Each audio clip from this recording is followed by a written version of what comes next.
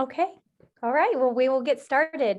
I'm so glad to be here. Welcome everybody to the discussion on the comfort crisis. We're really happy to have you all here. Our special guests tonight are the author himself, Michael Easter, and he's done a lot of research on this subject over the years. And this is his first book, and we're just honored to be a part of it and to talk more about this fascinating subject that's really had an amazing ripple effect in the GORUCK community and beyond. Our next guest is someone who we met just last month in person from Park City, Melissa Irvin from Whole30. She's the founder and CEO and very well known. I've had a ton of people reach out to me saying that they're so excited that I'm talking to you, Melissa. Oh, cool. So it's been really great to get to know you through this book. And I'm looking forward to hearing your thoughts on the comfort crisis in terms of the feel hunger portion, especially, and also how you got into rucking. Yeah. And last but not least is someone who I've known for a very long time and I'm married to, Jason McCarthy, GORUCK founder and CEO. And he's actually just sitting in another building right down the way from me, but we thought it would be best to do this separate, but really happy to have everybody here. Looking forward to getting into this discussion. Before I do so, I did want to take a moment to acknowledge the terrible events that happened today in Kabul. Our hearts go out to everyone who has been affected by that directly or indirectly, and especially keeping in mind the US troops that were serving in the line of duty. So thinking about those folks and praying for them to get help and that this gets better soon. So yes, so let's dig in. This webinar, we pulled this together because we just saw so many people interested in this subject matter because it is really just striking some chords. The Comfort Crisis book, we'll be talking about that today and focusing, like I said, on part 3, the feel hunger part, as well as part 5, carry the load. So we have the people that know about this on this chat, and we will be recording it, so you can watch it later if you're not able to stay for this whole time. We know that we just popped this up on everybody, but no, this is how it goes. We thought let's just roll with it, and it'll be ready. It's going to be on the GORUCK YouTube channel as well as IGTV. We're going to get it up there. I believe it will fit in the time limit. So looking forward to chatting in the next 45 minutes or so about these topics. And to get us started, I just wanted to read a quote from the Comfort Crisis that I thought would set the tone for this event. So Michael, if you don't mind, I'll read your words. None of this sounds anything like my safe, comfortable life at home. And that's the point. Most people today rarely step outside their comfort zones. We are living progressively sheltered, sterile, temperature controlled, overfed, under-challenged, safety netted lives. And it's slowly limiting the degree to which we experience our one wild and precious life, as poet Mary Oliver put it. But a radical new body of evidence shows that people are at their best, physically harder, mentally tougher, and spiritually sounder after experiencing the same discomforts our early ancestors were exposed to every day. Scientists are finding that certain discomforts protect us from physical and psychological problems like obesity, heart disease, cancers, diabetes, depression, and anxiety, and even more fundamental issues like feeling a lack of meaning and purpose. So that's from the Comfort Crisis directly, and that's what we're here to talk about today. So I want to start off by talking about part 3, which is the part that's entitled Feel Hunger. And one of my favorite lines from this section is, hunger apparently is the best sauce. And I think we've all experienced that on some level when you're so hungry and you eat something and it feels so good. You've never tasted as good before. And so, Michael, we know from reading The Comfort Crisis that when was the last time you felt really comfort on your trip to the Arctic? But I want to hear more directly from you about that experience. Yeah. Okay. So in the book, I spend like a month in Alaska, and that's the overarching narrative. So I go in the backcountry, and there with like everything I need to survive on my back, right? Now, the thing about food is that food is heavy, and we're trying to keep our packs as light as possible. So we pack in basically the minimum amount that will keep us able to put one foot in front of the other. So all of a sudden, I find myself reintroduced to this thing called hunger, like real deep physiological hunger, where like after probably 2 weeks, like all I did is obsess about food. And we'd be like hiking and be like, what are you going to eat when you get out of here? Like, we got to go to like, this pizza place. And then we're going to order like 10 pizzas. Like, you just get so hungry. Like, it's this new thing that I just hadn't experienced in my daily life. Like back home before I get up there, I would eat because it's a certain time of day. It's lunchtime, noon. Let's eat a sandwich, maybe I was bored. I'm like, oh, well, I'm watching a game. I guess we need to eat popcorn or whatever. So I get home. This is like totally different than the world I came from. So I got home and I got really interested in this idea of hunger being this discomfort that I think a lot of people, especially in more developed countries, they don't feel that often, and so I start digging into the research and talking to scientists, and you look at it and something like only 20% of the time that people eat today is this actually driven by physiological hunger. And I think that, when you kind of look at the trajectory of the waistlines of society today in the US, people are getting bigger, right? There's like 70% of people are overweight or obese. And I think that number is supposed to be like in the 80s by 2050. And I think that really the key reason is because we can't deal with hunger. Hunger is like really scary to us. We have food everywhere. But if you look in our evolutionary past, people were hungry all the time.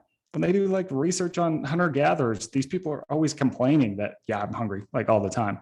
But I think that, hunger can actually be, it's not that scary. Like, we're going to survive. We do have food, we're wired to want to eat as much food as possible because of our past. But I think we lean too much into having that accessibility and not feeling hunger anymore. So that's kind of what I talk about in that section.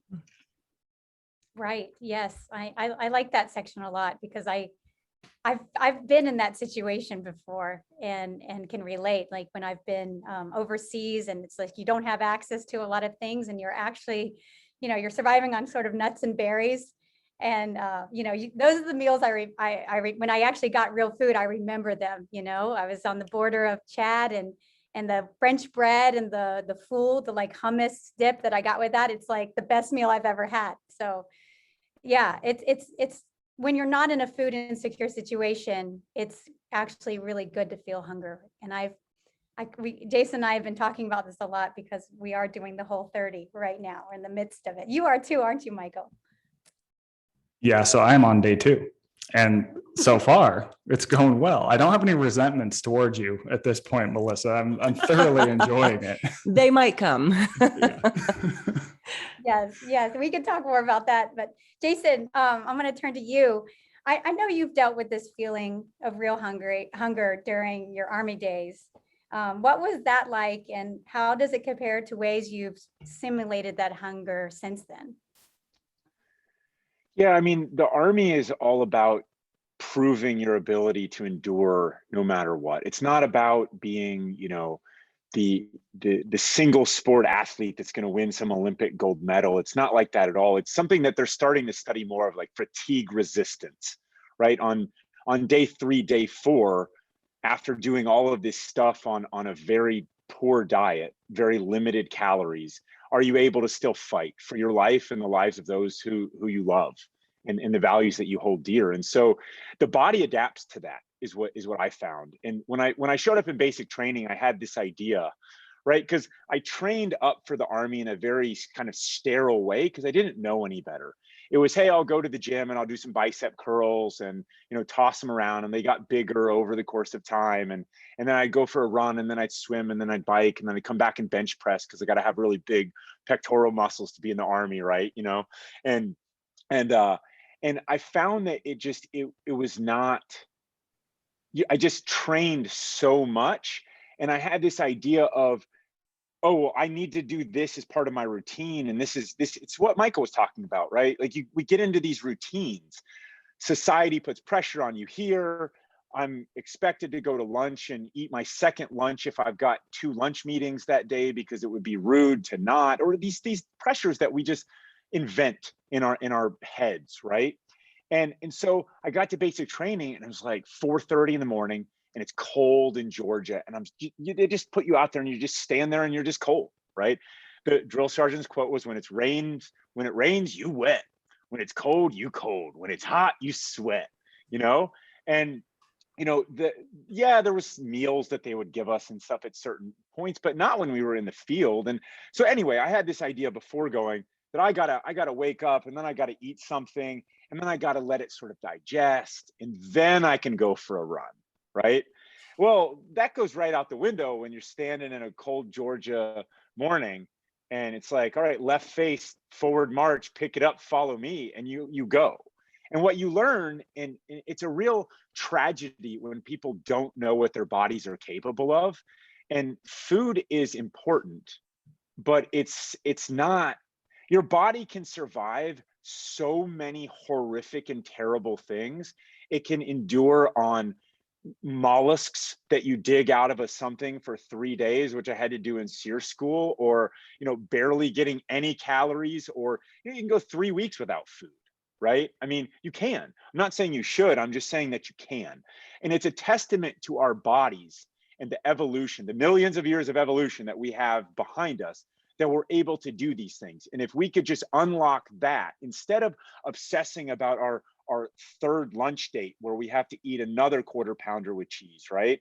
Or whatever, and obsessing over that routine, if we find something that we're passionate about doing, this mission and purpose, this why, and focus on that and let food be fuel for that, like be hungry for life.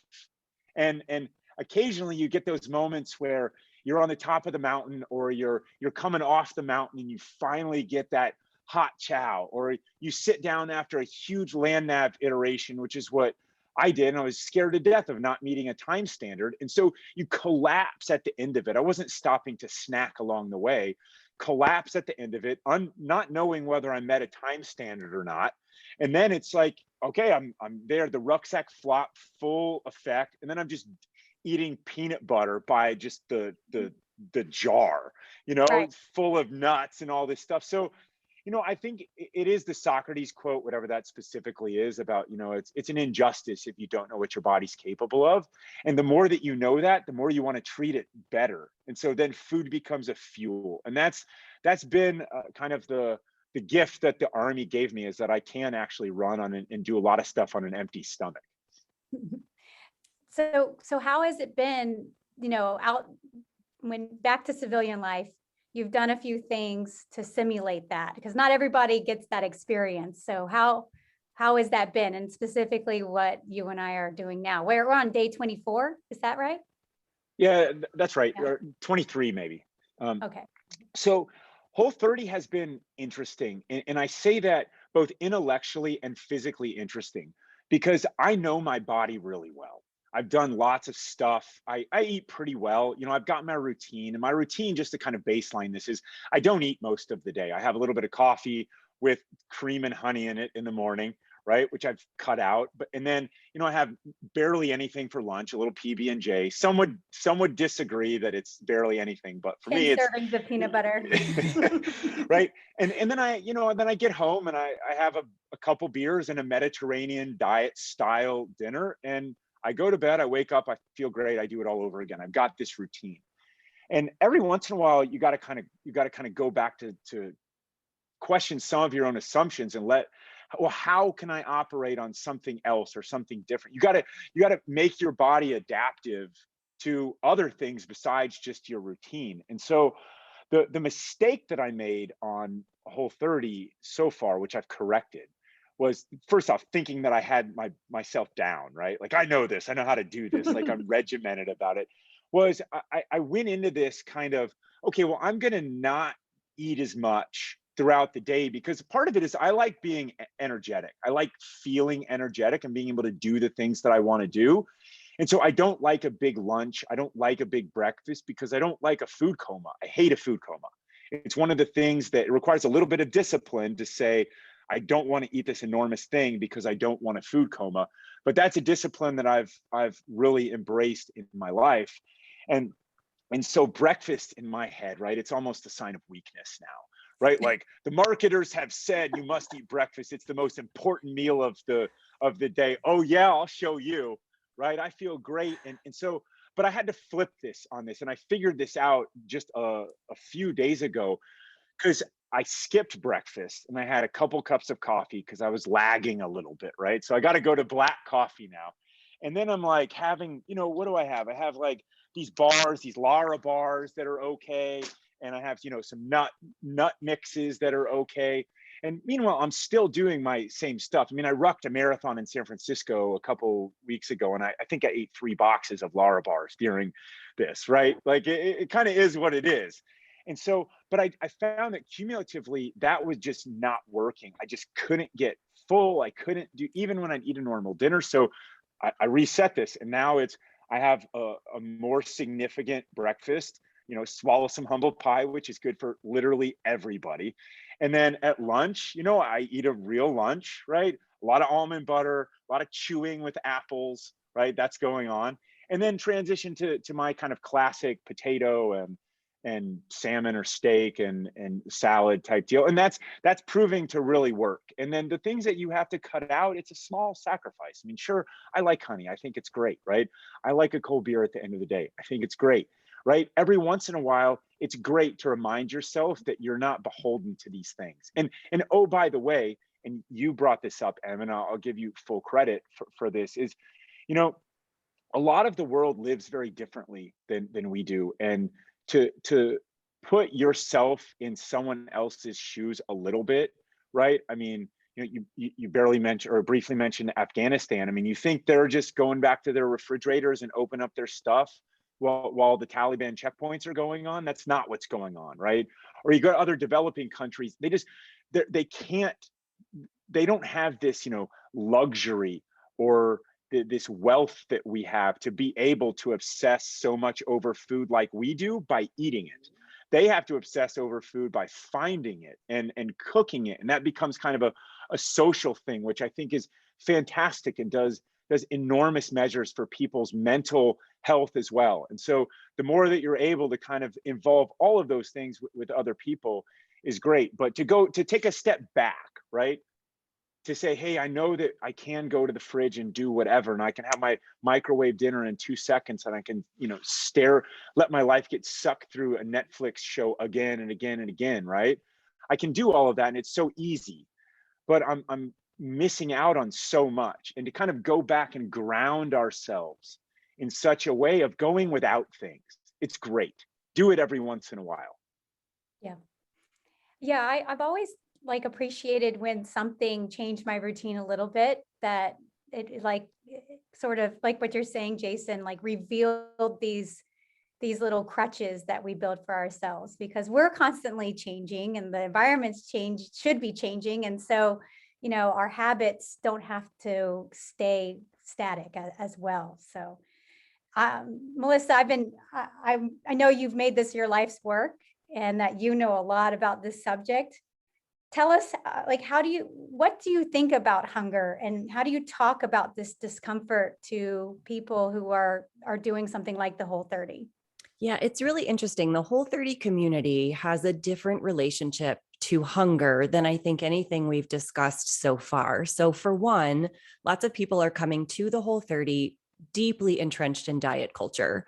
And what diet culture teaches all of us is to dismiss hunger, to break the connection between our body and our mind. So through diet culture, which wants us only to lose weight and only to be smaller and attaches our worth and value to the scale, when we are hungry, we say, no, thank you, we're not, because we're dieting. And that's also a trauma response. So anyone who's experienced trauma can sense that disconnection between body and mind.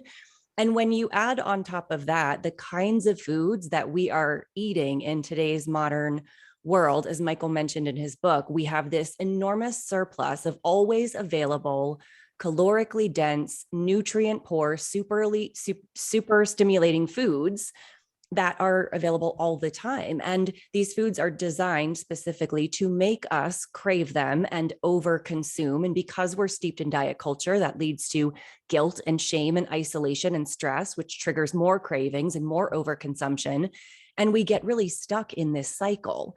So we can no longer trust the signals that our bodies are sending us in terms of, are we hungry or are we full? Are we hungry or are we just having a craving? And because, as Jason pointed out, it's so societally acceptable to use food for every reason under the sun other than true hunger, to relieve anxiety, to self-soothe, to show your self-love, to connect with other people, which I'm not saying inherently those reasons are not good reasons to use food, but when they're the only coping mechanism that we have, when we don't know how to sit in discomfort in any capacity without reaching for something, and food tends to be the most societally acceptable and the most societally pushed and peer pressured and marketed to us form of coping, whether it's sugar or alcohol, then we become kind of stuck in this cycle where we're not listening to the signals our body is sending us. Our body isn't sending us accurate signals anyway, because we're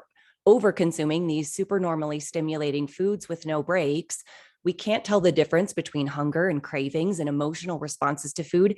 And we haven't developed other ways to cope because food is always there and it's always acceptable and it's always available. So people on the Whole30 have a very different and complex relationship with hunger.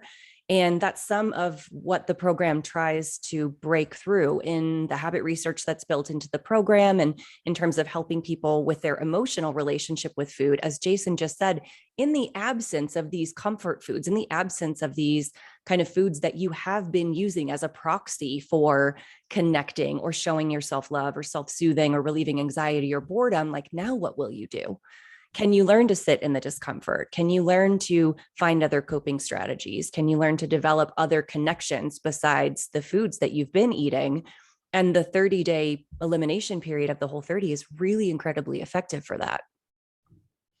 Yes, absolutely. I mean, I've experienced this just in the last 23 days. I mean, there's times when I realized that I was just, having ice cream at the end of the night just because it's, sometimes I'm still hungry, or I just like it to have it with, as I'm reading a book. And it's funny, I haven't missed that, but I will say I have been hungry like a lot. and I don't normally act this way, but now when I have a meal, as soon as I'm done, I'm like kind of thinking, strategizing about what my next one is, because it's long, it's harder to get, it's in the term. I mean, it's not impossible here in Jacksonville, Florida, Sure. but it is like, it's a couple extra steps, but over the course of those days, I've gotten better about anticipating my needs and adapting it, and also embracing sort of the hunger feeling too. Yeah, there's in a good also way. a psychological component to that too. I know a lot of people who start the Whole30 who say they feel hungry after every meal. And I'm like, okay, well, would you eat more of the burger you just had? Would you eat more of the eggs you just had? And they were like, no. And I'm like, okay, do you want a Lar-bar? And they're like, yeah. And I'm like, okay, you're not hungry. You're just used to finishing a meal with something sweet, and it feels incomplete unless you have that. So there is a psychological component to why we eat when we eat, because it's the time of day, because we've just finished a specific activity, or we've just engaged with a certain person. And so identifying some of those reasons too, or some of those triggers, can be really, really helpful. Yes, absolutely. We have a question coming in that's timely. It says, what are things that help all of you when you feel hunger pains? Are they burpees? This is Jay Cardio. So what do you tell Melissa, like when people are having those sensations of hunger? So one of the things that the Whole30 really helps with, and that I'm very good at, is fat adaptation. So I run very well on a higher carb diet. Keto does not work for me. I eat lots of oatmeal. I eat lots of rice in my food freedom. I'm eating lots of carbohydrate. But if I am traveling for the day and I don't eat anything until 3 p.m., I am fine. My energy is steady. I don't get hangry. I don't get cranky. I don't lose focus. And that's because I'm very well fat adapted. So what I tell people in the earlier phases of the Whole30 is that it takes, the fat adaptation process starts in just a few days, but it can take up to 6 weeks to really fully ramp up to train your body to run on fat for fuel. But in the beginning, I use a trick to help determine whether people are hungry or having a craving, which is, would you eat grilled chicken and broccoli right now? And if the answer is yes, you're hungry, go make yourself a meal, right? You don't have to wait until noon to eat lunch if you're legitimately hungry right now. But if you say, no, but I would have some dates and an almond butter, then you're just having a craving. And we use some distraction techniques for that. So part of it is just becoming fat adapted so you can go longer between meals. So you notice the hunger, but it doesn't feel so urgent as to pull you away from your, performance. And then the other trick is just teaching yourself and reteaching your body what actual hunger feels like.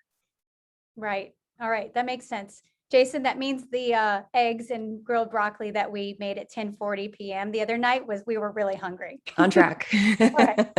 Cool. Melissa, by the way, I really love this idea of the mental, what else are you going to do, right? This isn't, it starts with food, but it's not all about food. Oh, yeah. And what else can you do if you learn to kind of suppress some of it's like little tricks in life, like take 3 deep breaths if you're feeling anxious, you know, or 10 deep breaths or whatever. I mean, what can you do with the energy that God gave you on this earth if you start going after your dreams and stop staring at the pantry? And the way that like shaking it up in your brain a little bit in terms of learning what real hunger feels like, and go outside a little bit more and see how your body does, see how your body adapts. By the way, your body is very adaptive or you wouldn't be here. Yeah. And so I really love that, like at a really, really deep level, what this program has done for so many people. And I love how you're super real about it too. Like, yeah, I'm going to have my In-N-Out burger. I'm not doing this right now. Right. And I think there's just so much real talk that is great and makes it's very motivating for me, right? When I see that that's how you do it as well, because we're both active and it's really inspiring. Thank you. I appreciate that. I do think that there is so much power, and I'm sure Michael will speak to this next, in just sometimes food cravings can feel incredibly overwhelming. Like if I don't do this thing right now, I'm just going to explode. My nerves are frazzled and I don't have another strategy. And there's immense power in just realizing that you can be uncomfortable. It's okay to be uncomfortable in the moment. And that discomfort is what can prompt you to go a little deeper and go, okay, it's not actually about the cookie, like what's really happening right now. And that in and of itself can be a very empowering experience and will carry over into other areas of your life. I agree. I think there's a lot of insight that can be gained from hunger and trying to figure out what it's telling us. And it's often not telling us eat something. So in your book, you call sugar cravings sugar dragons, right? Yeah. Your sugar dragon roaring. Yeah, mine was huge before I started this. So this was like part of my incentive for wanting to do this, because as Jason and Emily know, I drink like 10 to 15 diet sodas a day. I've heard. Yeah. And no judgment. If you had stock in, like I should have stock in Splenda. And I think that like sort of trying to reset that, even just the past couple of days, is kind of given me some insight. And I love, just to back up what you said about like the chicken broccoli thing, like that had never occurred to me. Like I would finish dinner and then I was like, must have something sweet. We're going to have a couple diet sodas. We're going to have some cereal with Splenda on it. And, that's just what I do. And did I actually need that? Probably not. It's just that sugar dragon. And I love how you describe that. It's awesome. Yeah. That makes a lot of sense. Michael, what should we put stock in? What should we buy stock in now? What drink is substituting your soft drinks? Well, hot stock tip, LaCroix, as well as just lemon juice that I'm putting into water. I hope that's approved, Melissa. Yeah, is that okay? That's good. I'll send you some of our like Whole30 approved kombuchas too. They're delicious. All right. Yeah. I'm in. Yeah. So Michael, you write in your book, it's actually a quote from the Trevor Kashey, who you referred to as a diet prodigy of sorts. And it's related to what we're talking about. He said, people who are consistently at a healthy weight don't have better genetics or a higher metabolism, and they don't magically burn more calories. They're just likely to deal with stress by like going for a walk instead of eating. And I think this is really interesting, this concept of like what you're saying, Melissa, and Michael, you've obviously written a lot about living with this discomfort in a different way. And this simple idea of just going for a walk, with it and finding out either one, I was really hungry, or two, I just was overwhelmed by the day I had, or I'm anxious about something, or I'm feeling a little under the weather, all these things that you can find out in that moment. So that's a real eye opener to me, because I used to always think like, oh, I just have a high metabolism, but I don't know if that's the case necessarily. I've never proven that. That's just something someone told me, and that I've believed, but maybe that's not the case. Yeah, I think that, you look at, I hate to use the word data, but if you look at a lot of the data, it's like, when they look at people who have different ranges of metabolism, and people's metabolisms don't range that much from person to person, but it doesn't actually impact their weight. So I think it kind of goes back to those behaviors, and really what Melissa's talking about is, how do you cope with stress? How do you cope with emotion? She said food is like the easy, effortless way to feel comfortable when you feel some form of discomfort. And it is uncomfortable to peel back the layer about what is really going on. But that's ultimately what is going to lead to growth, whether it's you're worried about, your health via food, or your mental health, whatever is going on. Right. I mean, if something's bothering you, I mean, you think, what would you do if you were somewhere else and you lived with your entire extended family? You might go outside for a walk with someone and talk about your lives. And instead of, grabbing, a whole carton of Ben and Jerry's out of the freezer, which I've done, and then retreating back to your, dungeon to go play more video games, which I've done, right? I mean, instead of doing that, it becomes, how do you not sabotage yourself, right? How do you kind of deal with these things? Because we all feel them. We all feel these, it's not like you're either depressed or you're not, or you're lonely or you're not, or you're anxious or you're not, or you feel stress or you don't. It's not binary. And I think there's a lot of collective power in acknowledging that, right? I mean, we have these feelings, they come in waves. And how do we learn to do that? And for me, the discipline of understanding, as I've gotten a little bit older, that if I do this, I'm just going to sabotage my next, 24 hours. It's like, are you willing to go out on an all-night Vegas style bender and just kill yourself for the next 2 days where you do nothing, right? And it's kind of like when you're 20, maybe it's great, but there's other things, whether it's food or booze or whatever, and wanting to be a little bit more productive and treat yourself a little bit better, and just understanding the consequences and not be willing to take those trade-offs.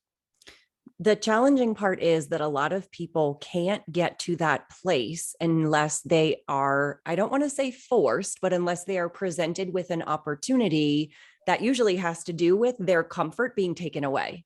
So on the Whole30, it's really difficult in your normal day-to-day life to reach for the pint of Ben and Jerry's and go, okay, is there a better coping strategy here? You have very little incentive or impetus to do that because it's right there and it's easy and it's so incredibly rewarding.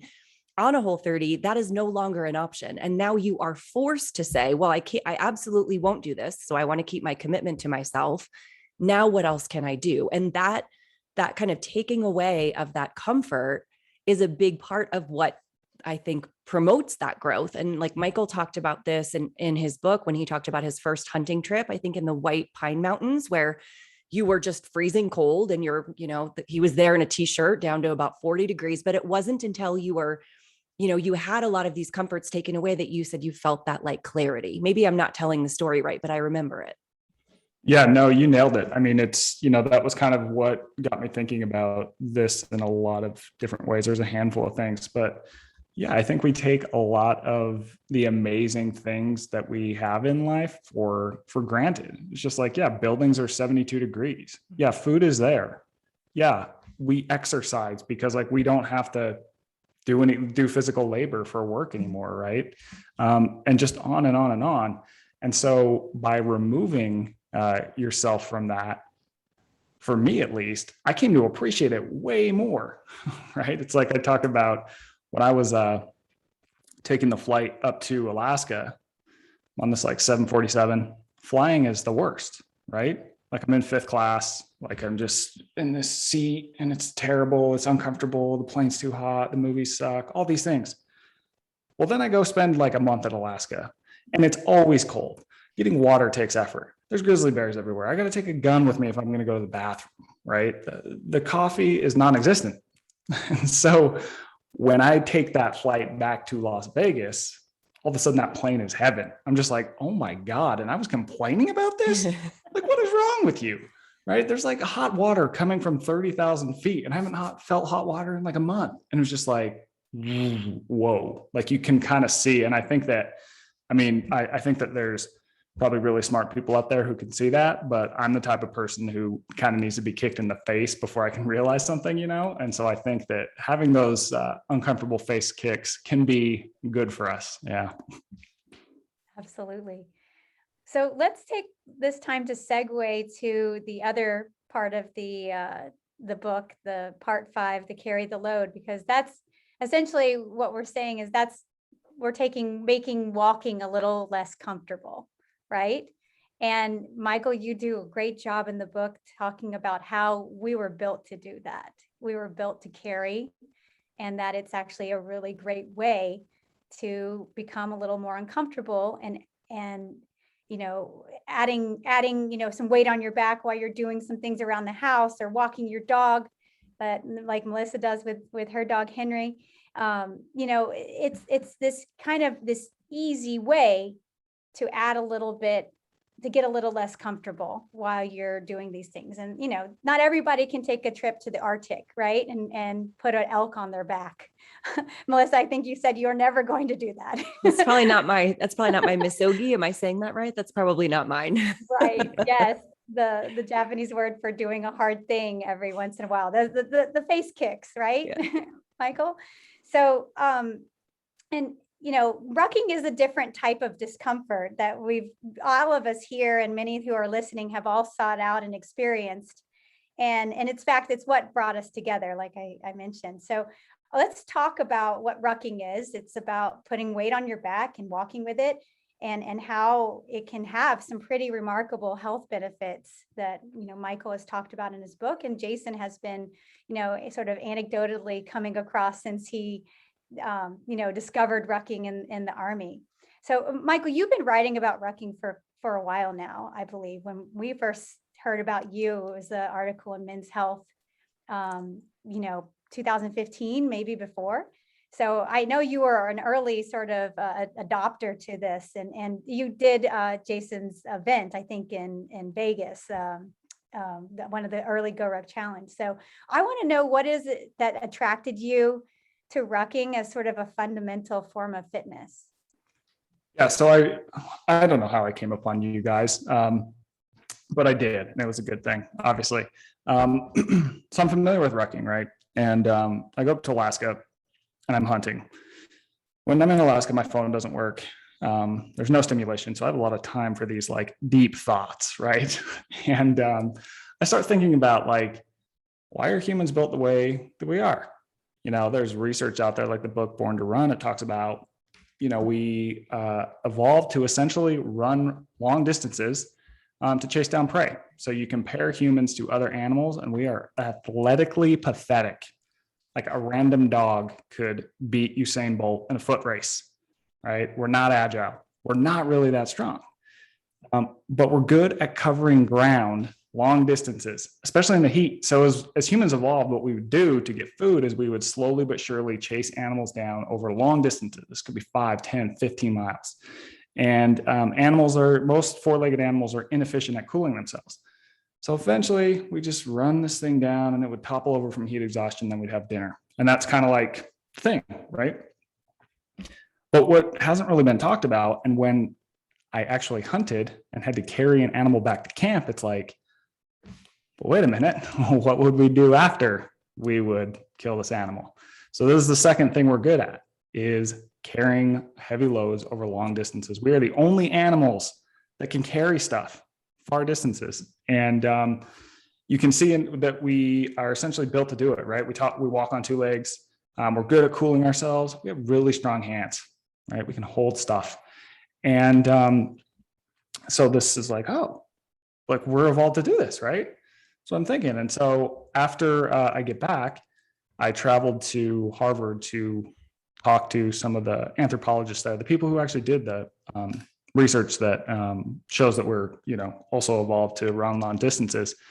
And they were like, this is like a thing for us. And they're actually studying this right now as this like really important thing. And I think the key thing is that the researchers basically say, like, look, I think that things that the human body was adapted to do are probably going to be best for us, for our health, for our fitness, for that sort of stuff.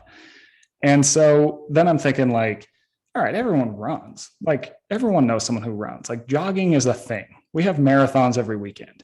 It's like people don't really carry stuff for a workout, do they? Like who does that? Oh, wait a minute. I know a guy down in Florida, right? And so enter Jason. It occurs to me like, oh, rucking is carrying.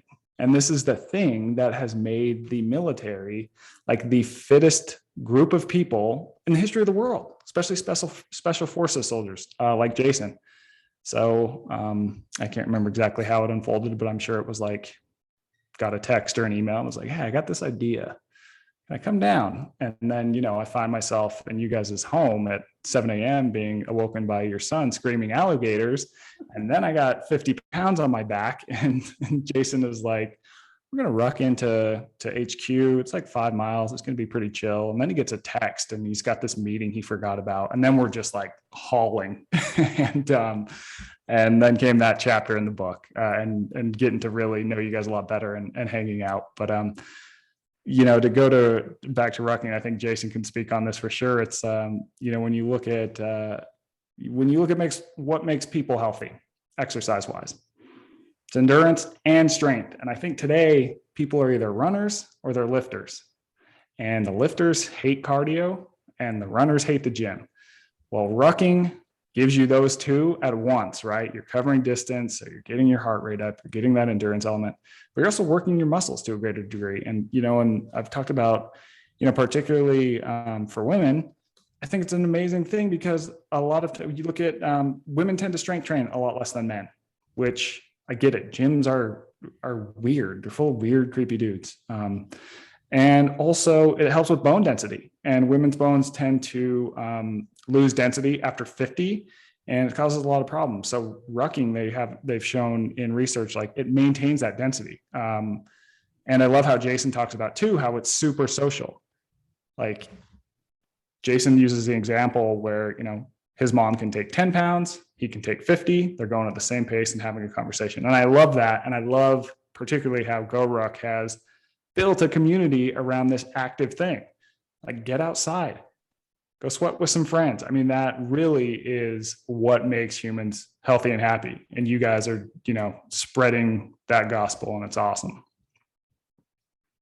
It's the healthy and happy part though, right? I mean, this idea of punishment to go work out, to kind of, I got to go to the gym because it's so tied in with this body shaming or this whatever is going on. I got to look like someone over here who, by the way, might look good on the cover of a magazine and might be completely miserable in their life. I mean, choose wisely who we kind of establish as the avatars of health or whatever we're defining that as. And so, the social component is really, really, I think we're just hugely missing that right now in America. I think we're seeing isolation and depression and anxiety and all of those things. And it's manifesting in a lot of different things, such as problems with food. And then it gets worse, as Melissa's referring to earlier. And really, I want to die with my boots on moving forward. That's how I want to live my life. And I want to have friends around and we can talk. And then it's like, when it's your time, it's your time, And I think that we're trading in so much of our lives on things that don't matter. And what matters is be active, go outside, talk to your friends, treat yourself well, right? Like learn your body, have these thoughts that you had, Deep Thoughts by Michael Easter in Alaska, right? You know, when you don't have all these other things, learn what you're capable of. And to do that, you have to go do stuff. And then you're going to fail. And then you got to, you know, pick yourself back up, or someone's got to help you get picked back up. And so to me, it happened to be rucking. And that's just because rucking is a little secret, is the foundation of special forces training. It's not log PT, it's not flutter kicks in the ocean or whatever. It's rucking. You put it on your back and you go from point A to point B. This was established by the British SAS in terms of how they would test the resiliency of their folks, and then that trickled out into all the special forces units that kind of followed that. And they're basically were like, I don't know why this is such a great test, but it is. And what I have loved, it really, really warms my heart when I see other people that have no affinity or affiliation to the British SAS or the special forces or to the military, whom I love. I mean, my heart is in those places. Those are home to me. But when I see other people and communities become empowered by finding something that works for them. You know, in one of your stories recently, Michael, you were like, rucking is a near perfect form of exercise. So is almost every other form of exercise you consistently do. And what I just believe that I want people to experience getting outside together and being more active, because I think it's such an empowered way to lead a life. And so rucking is a great tool. Our community has embraced it. And it's really been incredible to see you embrace it, Melissa. Yes. So it was just kismet that I was introduced to Michael through a mutual friend, got an advanced copy of the book, tore through it. And I am an avid reader, and I only give honest praise, and sent him an email right away and said, like, I am in love with this book. Everyone needs to read this book. Like, I'm going to shout about it from the rooftops. And by the way, I've already ordered like 14 things from GORUCK. It was just the kind of thing that immediately I saw that I needed it in my life. I am one of those people that I lift and I do endurance. So I'm in the gym 5 days a week. I do everything from powerlifting to yoga to gymnastics to kettlebells to, like, you name it. And I hike. I'm an avid year-round hiker. I'll hike, I'll snowshoe, and I'm out, 2 or 3 times a week, hiking 8, 10, 12 miles at a time. But rucking is the piece that I was missing. I only do day hikes, so I'm only carrying like a light backpack. And I am very active in the rest of my life. I take my dog for a walk. I'll go for a walk if I just need to clear my head. And the idea that I could like put on this like vest now or this rucksack and actually I wasn't necessarily trying to make it harder, but it just felt really badass to like put this thing on my back and be like, okay, I'm going to do my normal walk with my dog. Here's like soccer mom Melissa walking the dog, but I have 30 pounds on my back right now. And I started incorporating it into some of my workouts. I'm doing like burpees and push-ups and step-ups and laps around my gym with it. And it's just been such an incredible, empowering tool for me. And then of course it's connected me to you. And then my community now is super into rucking. And there's not a day that goes by that someone's not, usually a woman is like sending me a picture with their rucksack and they're out doing it and they feel really strong and empowered and badass. And like, I absolutely love what this brings out in people and the sense of community and that sense of togetherness. I think it's awesome. Yes, I remember seeing you posting pictures of you doing some push-ups with the ruck plate carrier on, and then you were talking about how it really made you focus on your form, and then how it actually made doing the push-ups without it later feels so different. So Yeah. again, it's like a little bit of just changing up the routine and introducing some discomfort. Melissa, there a lot of like people from your community, especially the women, are asking sort of like, how do I get started with this? And what is the right amount of weight? And, just maybe from your experience, I'm sure you didn't start with 30. I just tell people, for the love of God, don't start with the 30-pound plate because it weighs 4 times as much as the 20. I don't know how that's possible, but I don't know either. It's but magic. I will tell you, so I am like a Gretchen Rubin upholder. I'm an Enneagram 8. I'm a recovering drug addict. So like when I go hard. And I told myself that I was going to ruck every single day. And I did. For like the first 40 days, I did something with that ruck pack. I was either like in the gym doing a workout or whatever. And it hurt. It was like so much, way too fast. My traps hurt, my shoulders hurt. At one point I couldn't turn my neck, and my husband was like, babe, maybe you should take a break from the pack. And I was like, no, but I love it. So I would recommend starting off just a couple times a week. You can start with 10 pounds. You can start with 20. I wouldn't recommend more than 20, because even if you're strong, and I consider myself strong and fit, it's a lot of weight sitting on my narrow shoulders. And my best advice is to build up tolerance and build up discomfort. So a tip I gave the other day was that as I get closer to my house, I want to rip this rucksack off so bad. Like, it doesn't matter whether I've rucked for 5 minutes or 5 miles. The closer I get to the end, the more it hurts and the more uncomfortable I am. And there's habit research behind why that is. But what I encourage people to do is, when you get into your house, leave it on for like 1 more minute, 2 more minutes, 3 more minutes. That's it. Sit in that discomfort for just a little bit longer. And that is how you can stretch out, I think, your ruck experiences. Yeah, great advice. I know that feeling. Wow. I'm impressed. Yeah, Jason- thanks. I have never thought of that, and I've spent a lot of time in a rucksack or with a rucksack on. There's I'm an gonna try actual that. study. That's I'm going to great. write this up. I'd love to write this up for your website, for GORUCK's website, but there's like an actual study with flight attendants and smokers. And I use it all the time with Whole30, but it very much applies for this situation as well. Yeah. So does that mean when, because the worst bit of the airplane ride is when you're sitting there and they haven't opened up the thing yet? Like, should you wait until everybody else has gotten off the plane before you get off too? When your brain knows that reward is imminently on the horizon, so it doesn't matter if you've been without this thing that you love for like a day or a week or a month, as soon as it comes into sight, all of a sudden, that's all your brain can focus on. That's the thing. So if you can, I guess you can sit on the plane if you want to. I do want to get off as quickly as possible. When it comes to things like rucking, where the whole purpose is like building up your tolerance and learning to power through the discomfort. What I find on a ruck is the first like 10 minutes is the worst. I'm conscious of the straps and how it feels. And then if I can just get into it, if I'm playing with my dog, if I'm talking to a friend, I forget that there's a pack on altogether. And that's like the sweet spot. So, there are some little tricks that I do to kind of get past the part where I'm very hyper focused on how it feels. And I'm all of a sudden just kind of moving. Yeah. We've gotten a few questions. I just want to go through a few of them as we're getting towards the end of this webinar. Sean was asking about, in terms of rucking, like volume, frequency, duration. Melissa, you just touched upon that in terms of, probably want to start with a little bit less weight.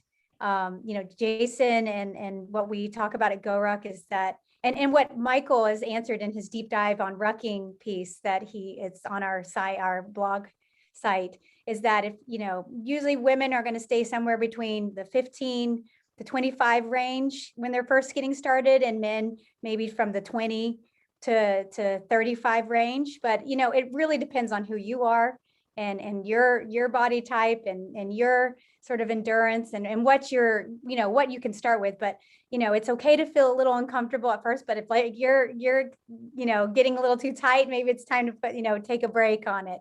But yeah, starting a couple times a week and building up.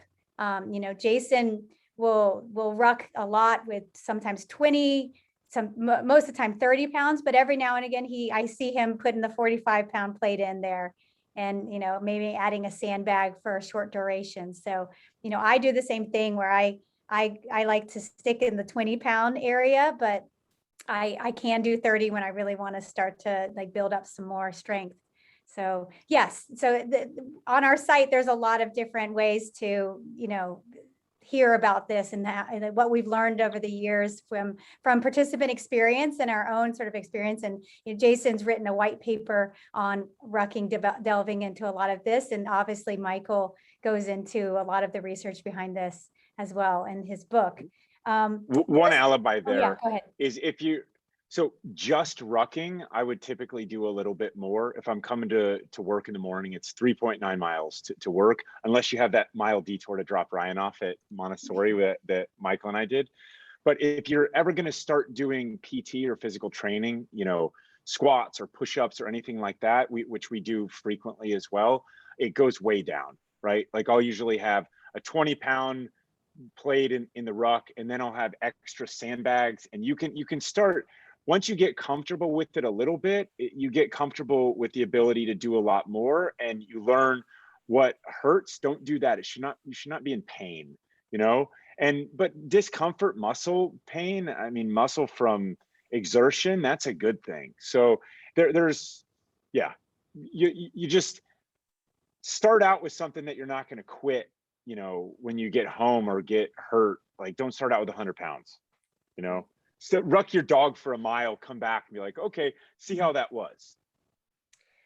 Another question that's come up, Melissa, I think this was from your community, is how somebody who's already overweight, how can they benefit from rucking? Yeah. That's a question that you saw, right? I get that question all the time. And Michael's already spoken to this. And I really talk about adding weight to your training, regardless of your own body weight, is a really effective way to build strength, to build cardiovascular capacity and bone density. And because when you are rucking, you are not running, and Michael maybe can speak to this, or Jason better than I can, it's far less impact on your joints. So adding that weight and going for the walk does have physiological health benefits that goes, you know, beyond just walking with your own body weight. And I would highly encourage, if your individual context were such that you could support extra weight on your walks, I would highly encourage everyone to consider that as a means of strength training. Right. Yeah, I'll second that and say that running's injury. I mean, look, I run. I enjoy it. I run out in the desert, but I also am cognizant of the fact that running's injury rate is pretty high. And I think that rate goes even higher if you are carrying some extra weight. But we also know from research that rucking is a great way to burn fat. It tends to preserve muscle because you have weight on your body. And I think when people are trying to, if your goal is to lose weight, and it may not be, and that's totally fine, but if your goal is to lose weight, you kind of want to preserve that muscle while burning that fat. And rucking is a great way to do that. And, you know, again, start with 10 pounds. When that feels relatively easy, go to 15. You know, it has to be uncomfortable to work, but there's no need to be a hero. After writing the book, I've gotten some messages from people who are like, yeah, I did like 100 pounds today. I'm like, oh, maybe pump the brakes. Cause you know, once you get over a certain point with the weight in the pack, rucking can also has injuries, but in general, when you're under, say, 50 pounds, generally, like the injury rate of rucking is just super, super low. Like it's just not something I'm concerned about. If you can walk, you can ruck. That's great.